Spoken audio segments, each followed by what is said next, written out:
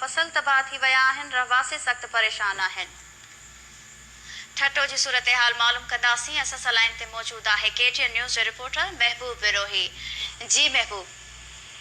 जी ठट्टे में ज़ोरदार जो बरसातन जो सिलसिलो अज भी जारी रहो वक्फे वक्फे से।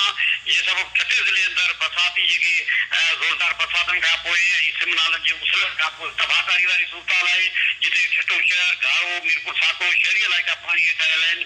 उते ठट्टो मीरपुर साकरो घोड़ाबारी समेत साहिली पट्टी जा केतिरा ई इलाइका उनजा ॻोठ पानी हेठि आयल आहिनि। हज़ारे की ज़मीन जेका आहे उहो सिमनाला उपदा वहण लॻा आहिनि। जे सबबि उहे पानी हेठि आयल आहिनि। ख़ासि तौर ते जाम साकरो आउटफॉल ड्रेन सिमनालो ऐं ठट्टो आउटफॉल सब ड्रेन सिमनाला उहे जेके ओवरफ्लो करण लॻा आहिनि। जे सबबि छतो चंड फकी जो ॻोठ दरगाह सतियो समेत ठट्टे जे आसपास वारा इलाइका मीरपुर साकरो ताईं उहे इलाइका साहिली पट्टी वारा इलाइका उहे पानी हेठि आयल आहिनि।